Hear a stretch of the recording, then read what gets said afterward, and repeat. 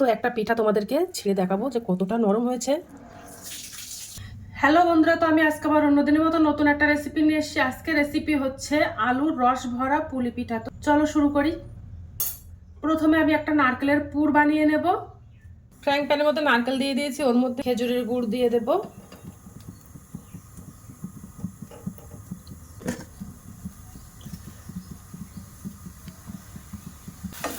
খেজুরের গুড় দিয়ে নারকেলের পুরটা বানালে খেতে খুব ভালো লাগে, তার জন্য আমি দিয়ে দিলাম।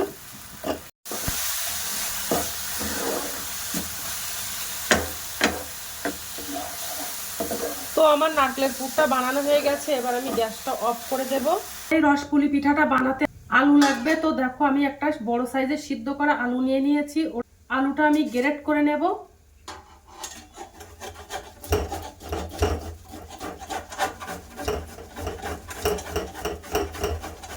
আলুটা গ্রেট করে নিয়েছি। আলুটা একটা প্লেটে তুলে নেব। আলুটা আমি একটা প্লেটে তুলে নিয়েছি। এবার আমি ওর মধ্যে 3 চামচ ময়দাটা দিয়ে দেব।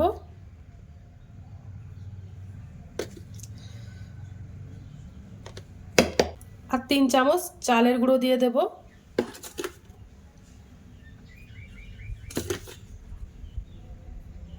এবার আলুটা ভালো করে মেখে নেব ময়দাটা আর চালের গুঁড়ো দিয়ে।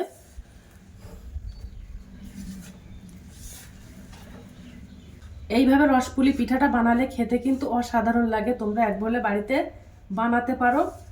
এই পিঠাটা দেখতেও কিন্তু খুব সুন্দর লাগে।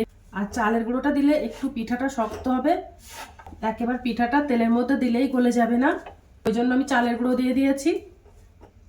ওর মধ্যে আমি একটু সাদা তেল দিয়ে দেব, তাহলে হাতে জড়িয়ে যাবে না আর মসৃণভাবে ডোটা বানানো যাবে।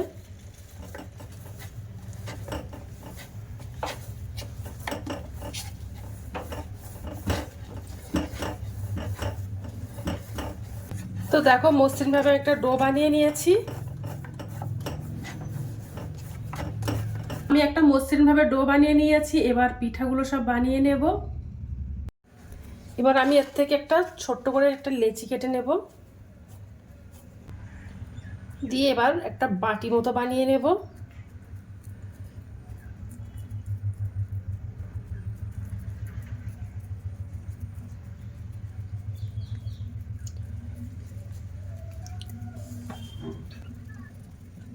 বানিয়ে নিয়েছি। এবার যে নারকেলের পুরটা বানিয়েছিলাম ওই পুরটা মাছ পজিশনে দিয়ে দেব।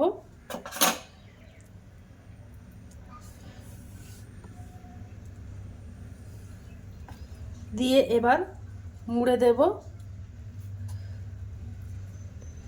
দিয়ে মুখটা চেপে দেব।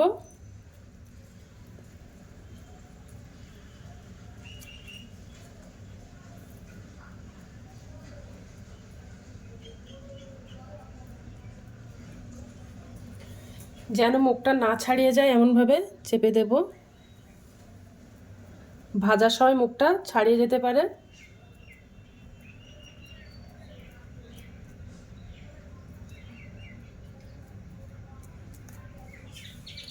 তো দেখো পিঠাটা বানিয়ে নিয়েছি। বাদ বাকি পিঠাগুলো আমি ওইভাবেই বানিয়ে নেব। তো দেখো আরেকটা লেচি কেটে নিয়েছি। পিঠাগুলো সব বানানো হয়ে গেছে। এবার আমি পিঠাগুলো সব ভাজা করে নেব। আর দেখো আগের থেকে কড়াইতে আমি তেল দিয়ে দিয়েছি, ভাজা করে নেব।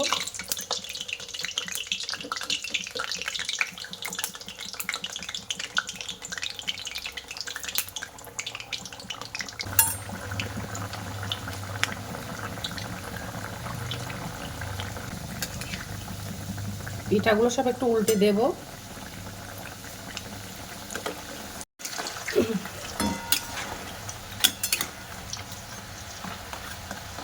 পিঠাগুলো একটা প্লেটে তুলে নেব।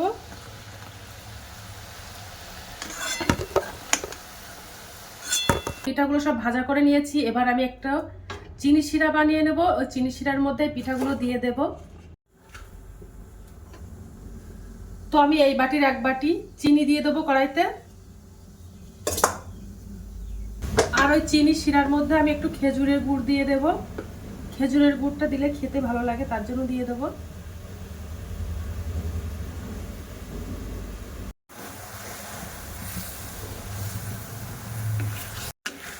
তো একটা ঘন করে একটা চিনি শিরা বানিয়ে নেব।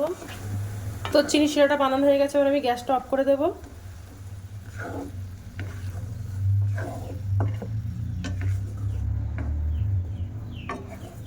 তো দেখো ঘন করে একটা চিনি শিরা বানিয়ে নিয়েছি। এবার যে পিঠাগুলো ছিল ওই পিঠাগুলো দিয়ে দেব।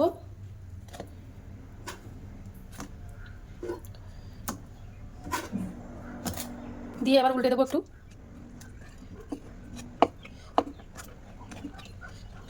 10 মিনিটের জন্য পিঠাগুলো ভিজাতে দেবো, তারপরে তোমাদেরকে দেখাবো যে কেমন হয়েছে।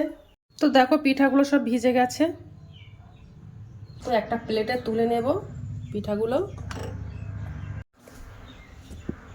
তো আমি একটু খেয়ে দেখবো যে কেমন হয়েছে।